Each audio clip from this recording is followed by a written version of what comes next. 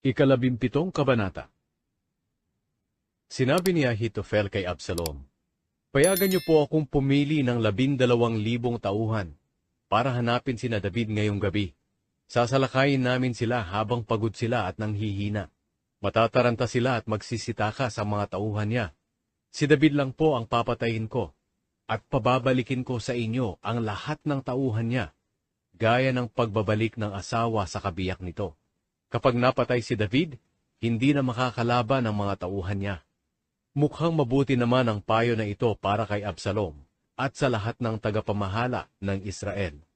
Pero sinabi ni Absalom, "Tawagin natin si Hushai na Arkeo, at nang malaman natin kung ano ang masasabi niya." Kaya nung dumating si Hushai, sinabi sa kanya ni Absalom ang payo ni Ahitofel. Pagkatapos nagtanong si Absalom, "Gagawin ba natin ang sinabi niya? Kung hindi, ano ang dapat nating gawin?"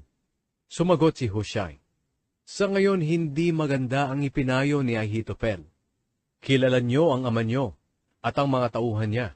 Magigiting silang mandirigma at mababangis tulad ng oso na inagawan ng mga anak.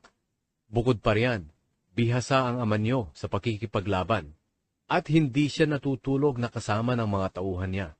Maaaring sa oras na ito nagtatago siya sa kuweba o kung saang lugar.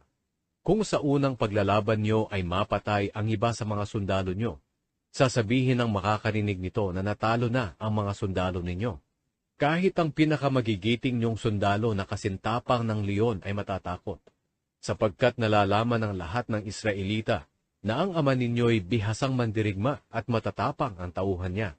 Ang payo ko, tipunin niyo ang buong hukbo ng mga Israelita mula sa Dan hanggang Beersheba, na kasindami ng buhangin sa tabing dagat, at kayo mismo ang mamuno sa kanila sa pakikipaglaban.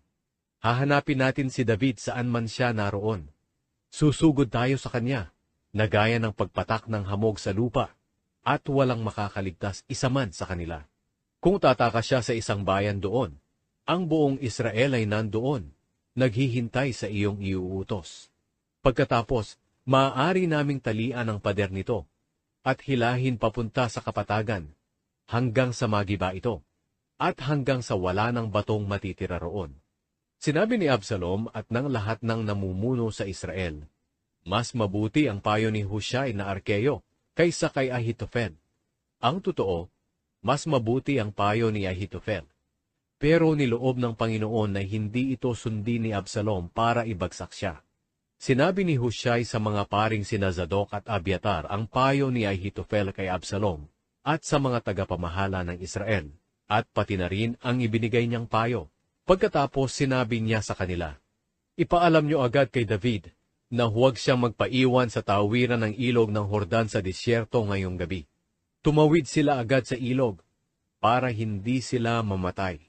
Nang mga panahong iyon, naghihintay sina Jonathan na anak ni Abiatar at Ahimaas na anak ni Zadok sa Enrogel, dahil ayaw nilang makitang labas-masok sila ng Jerusalem. Pinapapunta na lang nila ang isang aliping babae para sabihin sa kanila ang nangyayari, at sa kanila ito sasabihin kay David. Pero isang araw, nakita sila ng isang binatilyo, kaya sinabi niya ito kay Absalom. Kaya nagmamadaling umalis ang dalawa, at pumunta sa bahay ng isang lalaki sa Bahurim. Mayroong balon ang lalaking ito na malapit sa bahay niya, at doon bumaba sina Jonathan at Ahimahas para magtago. Kumuha ng takip ang asawa ng lalaki, tinakpan ng balon, at nagbilad siya ng butil sa ibabaw nito, para walang manghinalang may nagtatago roon. Nang makarating ang mga tauhan ni Absalom sa bahay ng lalaki, tinanong nila ang asawa nito, "Nakita niyo ba sina Ahimaas at Jonathan?" Sumagot ang asawa, "Tumawid sila sa ilog." Hinanap sila ng mga tauhan pero hindi sila nakita, kaya bumalik sila sa Jerusalem. Nang makaalis ang mga tauhan ni Absalom, lumabas sina Jonathan at Ahimaas sa balon, at pumunta sila kay David. Sinabi nila sa kanya, "Tumawid po kayo agad sa ilog, dahil nagpayo si Ahitofel na patayin kayo." Kaya tumawid si David at ang mga tauhan niya sa ilog ng Hordan, at kinaumagahan, nakatawid na sila sa kabila. Nang malaman ni Ahitofel na hindi sinunod ang payo niya, sumakay siya sa asno niya at umuwi sa bayan niya. Pagkatapos niyang magbigay ng mga habilin sa sambahayan niya, nagbigti siya.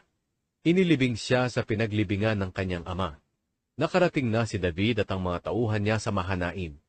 Nakatawid na noon si Absalom at ang mga tauhan nito sa ilog ng Hordan. Pinili ni Absalom si Amasa na kapalit ni Joab bilang commander ng mga sundalo. Si Amasa ay anak ni Jeter na Ismaelita. Ang ina niya ay si Abigail na anak ni Nahash at kapatid ng ina ni Joab na si Zeruiah. Nagkampo si Absalom at ang mga Israelita sa Gilead. Nang dumating sina David sa Mahanaim, binati sila ni Nashobi na anak ni Nahash, na Amonitang taga-Raba, Makir na anak ni Amiel na taga-Lodebar, at Barzillai na Gileaditang taga-Rogelim. May dala silang mga higaan, mangkok, palayok, trigo, sibada, harina, binusang butil, buto ng mga gulay, pulot, mantika, keso at tupa. Ibinigay nila ito kay David at sa mga tauhan niya, dahil alam nilang gutom, pagod at uhaw na ang mga ito sa paglalakbay nila sa ilang.